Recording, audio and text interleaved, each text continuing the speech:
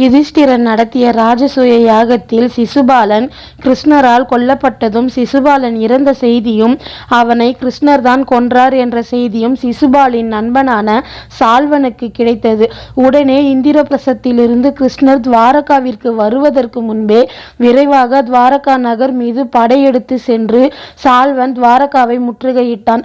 கிருஷ்ணர் துவாரகாவில் இல்லாத சமயத்தில் பாதுகாப்பு படையை பார்த்து கொண்டிருந்தான் உக்கிரசேனன். கிருஷ்ணர் திரும்பி வரும் வரை துவாரகாவை சால்வனிடம் இருந்து பாதுகாக்க வேண்டும் என்று துரிதமாக செயல்பட்டான் உக்கிரசேனன். துவாரகா நகரம் வருண தேவரின் அனுமதியுடன் கடலுக்கு நடுவில் உருவாக்கப்பட்டு பெரும் பாதுகாப்புகளுடன் தற்காப்பு வசதிகள் பலப்படுத்தப்பட்டு பலமான கோட்டையாக இருந்தது. துவாரகாவின் பாதுகாப்பு அரண்கள் துவாபர காலத்தில் மிகவும் புகழ்பெற்றதாக இருந்தது. உக்கிரசேனன் துவாரகை முற்றுகையில் இருந்த காலத்தில் சோமபானத்தையும் கேளிக்கை கூத்துகளுக்கும் கடுமையான தடை விதித்திருந்தான். கடலுக்கு வெளியிலிருந்து துவாரகாவிற்குள் வருவதற்கு பயன்படுத்தப்படும் பாலங்கள் அனைத்தையும் உடைத்தான். கப்பல்கள் துறைமுகத்திற்குள் நுழைய முடியாதபடி தடுக்கப்பட்டது. கோட்டையை சுற்றியுள்ள அகைகளில் கூர்மையான இரும்பு கம்பிகள் நடப்பட்டது. கோட்டை சுவர்கள் நன்றாக பழுது பார்க்கப்பட்டு சுவர்கள் மீதும் கூர்மையான கம்பிகள் நடப்பட்டு போர் வீரர்களின் ஊதியத்தை உயர்த்தி வீரர்களை ஊக்கப்படுத்தினான் உக்கிரசேனன். வீரர்களை பாதுகாப்பு படையில் சேர்ப்பதற்கு முன் அவர்களின் திறமையை சோதித்து வல்லமை உள்ள வீரர்களை மட்டும் பாதுகாப்பு படையில் சேர்த்தான். பாதுகாப்பு அரண்கள் பெரிதுபடுத்தப்பட்டு துவாரகா நகரம் தனிமைப்படுத்தப்பட்டது. இந்திரபிரசத்திலிருந்து துவாரகா திரும்பி வந்தபோது கிருஷ்ணர் தான் பிரியமாக உருவாக்கிய துவாரகை நகரம் அலங்கோலம் செய்யப்பட்டு தனிமைப்படுத்தப்பட்டிருப்பதை பார்த்து மனம் சங்கடப்பட்டு உடனடியாக சால்வனை அவனது முற்றுகையை அகற்ற சொன்னார். சால்வன், நான் முடியாது, என் நண்பனை கொன்ற உன்னை நான் நிம்மதியாக இருக்க விட மாட்டேன். நீயும் உன் துவாரகா வாசிகளும் துன்பப்படுவதை நான் பார்க்க வேண்டும் என்றான். சால்வனுடன் யுத்தம் செய்ய தொடங்கினார் கிருஷ்ணர். இங்கு கிருஷ்ணருக்கும் சால்வனுக்கும் இடையில் யுத்தம் நடக்கும் சமயத்தில் அஸ்தினாபுரத்தில் திரௌபதிக்கு மானபங்கம் நடத்தப்பட்டது.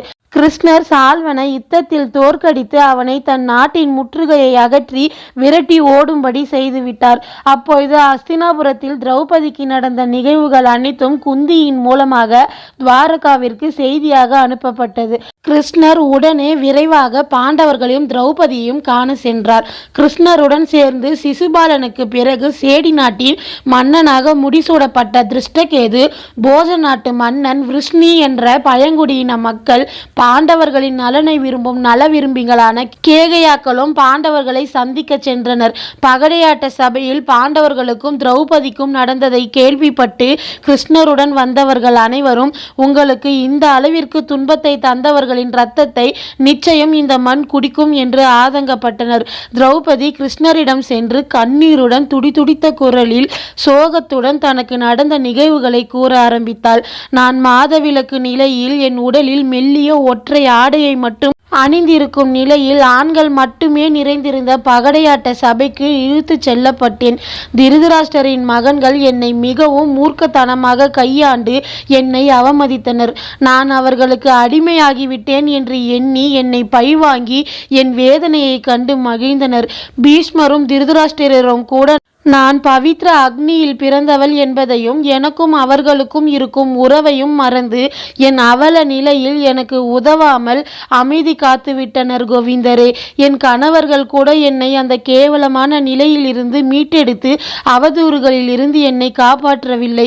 பீமரின் உடல் வலிமையும் அர்ஜுனரின் காண்டிவத்தாலும் கூட எனக்கு பலனில்லாமல் உதவ முடியாமல் போய்விட்டது. இப்படிப்பட்ட உச்சக்கட்ட அவமானத்தை சந்திக்கும் போது பிறவி கோழைகளாக பிறந்தவர்கள் கூட ஆத்திரமடைந்த அந்த இழிவான அவமானத்திலிருந்து தன்னை காத்து கொள்ள மன வலிமையுடன் தைரியமாக எதிர்த்து போராடுவார்கள்.